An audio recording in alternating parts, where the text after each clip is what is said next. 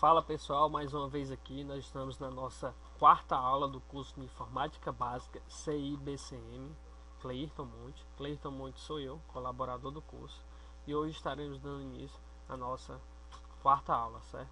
Aqui é uma breve introdução sobre o autor, que sou eu, vocês podem ler aí, e o nosso e-mail para comunicação, caso vocês tenham alguma dúvida, alguma sugestão, vocês podem estar comunicando aqui nesse e-mail, certo? Então, dando início à nossa aula, hoje, como dito, falaremos sobre o conteúdo programático que vai ser hardware, certo? Continuaremos a nossa aula passada, mas agora nós iremos falar dos componentes que estão internos ao gabinete. Falamos na aula passada sobre a interface externa, onde conectamos os dispositivos. Agora falaremos dos componentes internos e falaremos como ele funciona. Pode ser uma aula um pouco longa, mas tentaremos ser o mais breve possível.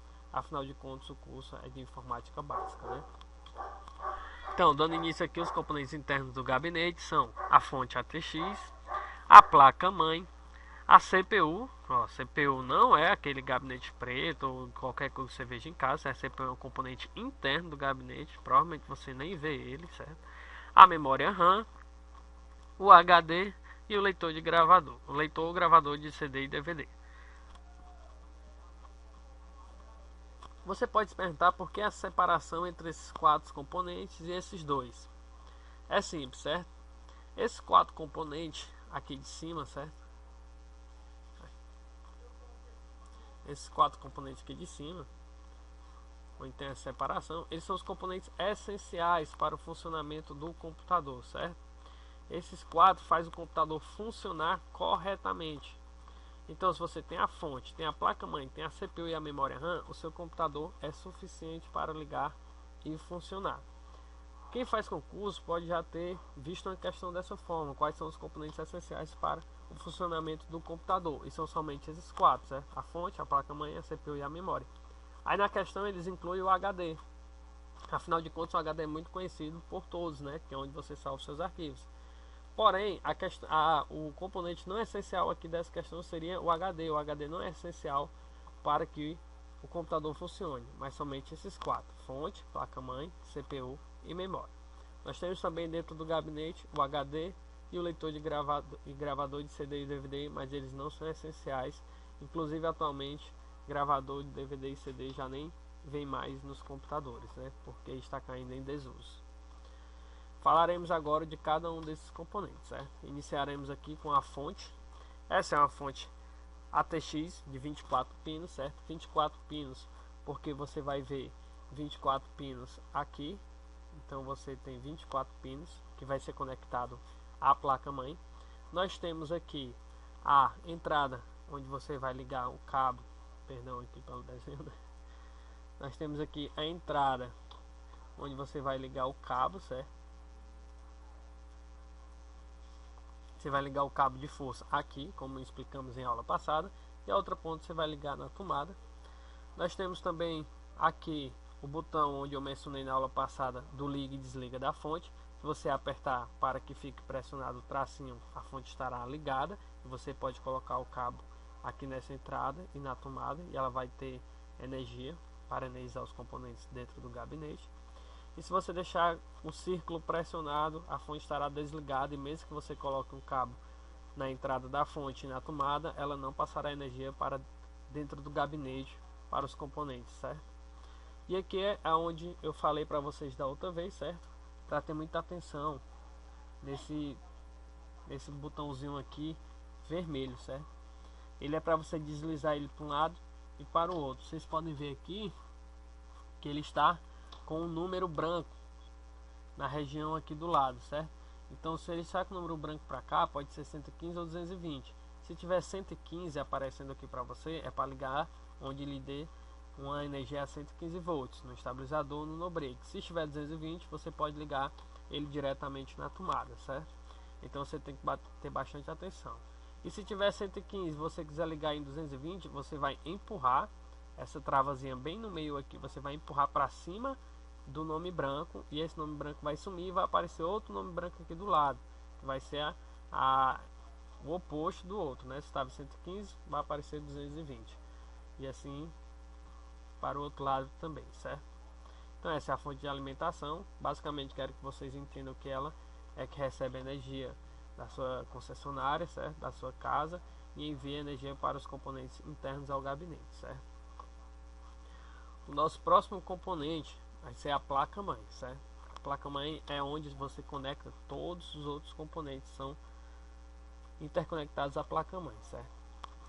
Essa interface aqui de cima, nós já aprendemos sobre ela em aulas passadas, certo? Onde você ligava os seus componentes como USB, teclado e mouse, fone de ouvido, monitor de vídeo. Essa aqui nós já aprendemos nessa lateralzinha aqui, certo?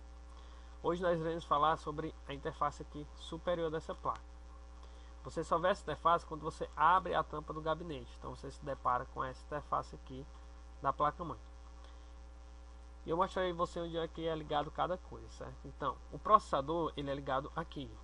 Esse espaço é chamado de socket, onde você liga o processador, a CPU, certo? Esse slot amarelo aqui, temos dois barramentos de memória, onde você vai ligar a sua memória RAM. Aqui nós temos a entrada da fonte, aqueles 24 pinos que eu mostrei para vocês são ligados aqui.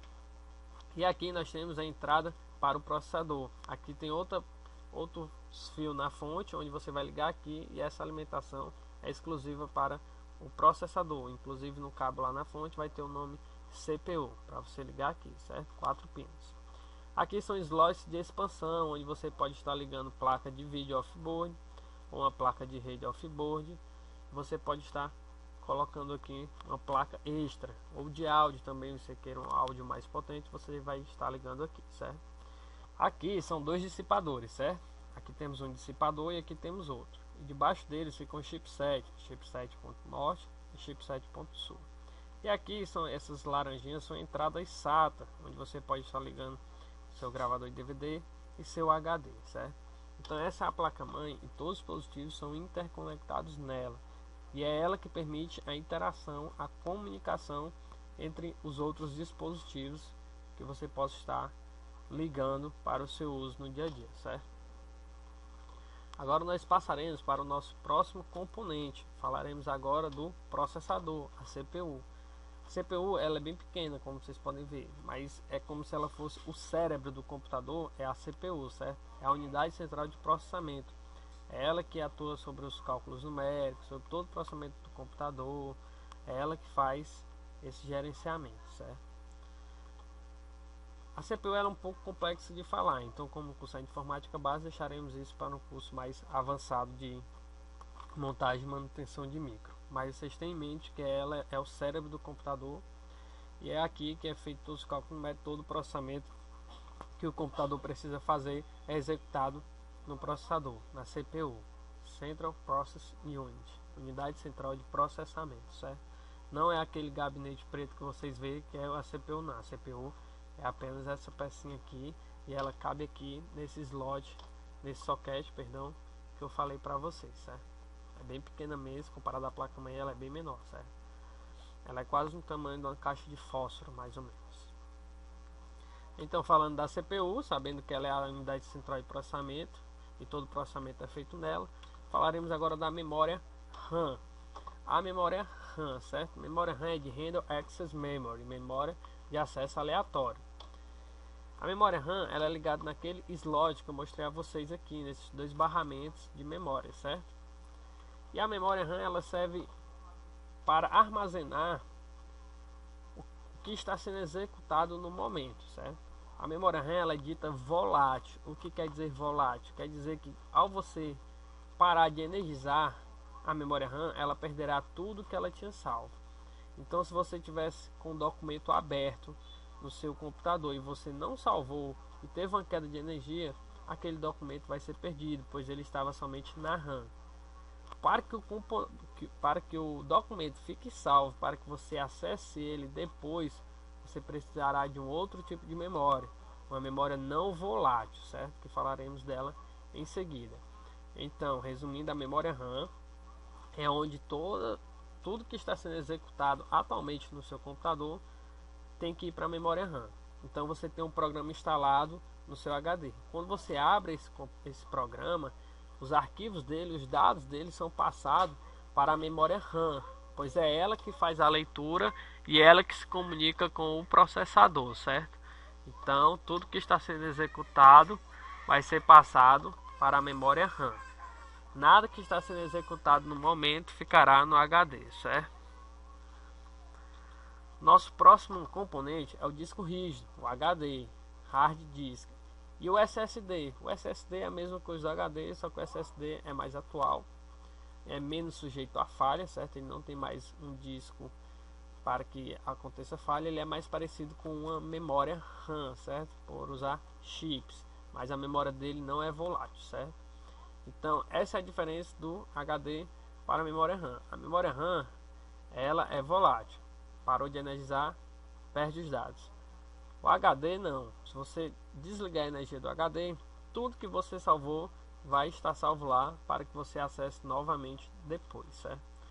O SSD, a mesma coisa, certo? Então, a memória do HD não é volátil. E a memória RAM, a memória dela é volátil, pois ela se perde sem energia. E o HD é ligado através da memória, pela placa-mãe, perdão, através das entradas dele lá no SATA, onde eu disse, nesses componentes laranja, e tem um cabo da fonte que também vai alimentar, que são esses cabos aqui, que vai alimentar o HD, certo? E aqui nós temos a gravadora de DVD. A gravadora de DVD não tem muito o que falar sobre ela. Você coloca o CD, faz a leitura dos dados, você retira o CD, não precisa fazer mais nada, certo? Não tem muito o que se falar sobre a gravadora. Esses são os componentes essenciais do computador: fonte, placa-mãe, CPU e memória. São somente esses, e os outros não são essenciais.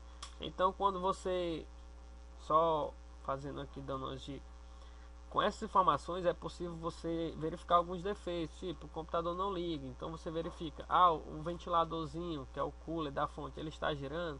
Não está girando, então é um possível problema na fonte, pois a fonte nem está ligando. Mas também pode ser um problema na placa-mãe, porque quem liga a fonte é a placa-mãe. Quem faz isso com ligeira é depois que você aperta o botão na placa-mãe. Então você vai poder já estar analisando melhor esses defeitos, certo? Então, se o computador, a fonte liga, ela gira, mas não dá vídeo, o que é que acontece? Não aparece nada na tela. Pode ser o que? Pode ser também a placa-mãe. Por que sempre pode ser a placa-mãe? Porque a placa-mãe é que interconecta tudo. Então, sempre ela é um provável ponto de defeito. Mas também pode ser a memória. Por que pode ser a memória? Porque eu disse que tudo que vai ser executado para aparecer para você ou para o seu uso vai ter que ir para a memória RAM.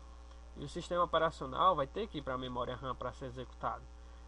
Se não está aparecendo na nossa tela, pode ser a memória RAM o problema, que não está subindo.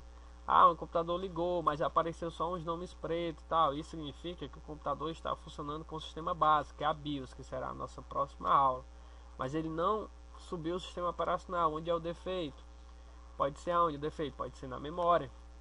Já que ele ligou, nós descartamos a placa-mãe. A placa-mãe já não é mais defeito. O processador não é defeito. A fonte não é defeito. Por que não é defeito? Porque o computador está funcionando. Porque esses são os componentes essenciais, certo? Memória, processador, fonte e a placa-mãe são essenciais. Esses quatro fazem o computador ligar. O computador ligou. Então quer dizer que esses quatro componentes estão funcionando. Não, pode ser que não esteja funcionando perfeitamente, mas eles estão funcionando. Mas não subiu o sistema operacional. Quem é o meu primeiro candidato a dar problema? O HD. Por quê? Porque o sistema operacional está salvo no HD. A memória vai buscar lá no HD as informações do sistema operacional para que ela me apresente. Se o sistema operacional não está carregando, está aparecendo só uma estrela preta e não vai para canto nenhum, meu provável problema é o HD.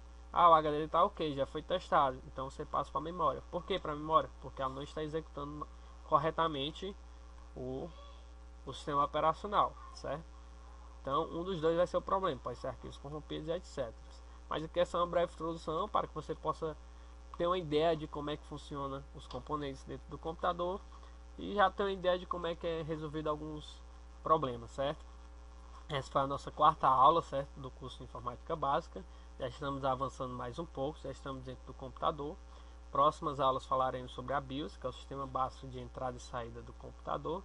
E em seguida já entraremos no software, certo? E aí eu acredito que vocês gostarão mais, que vocês poderão acompanhar a aula aí do seu computador ou do seu notebook, realizando os passos que estaremos realizando aqui. Forte abraço, galera, e até a próxima. Espero ter ajudado vocês.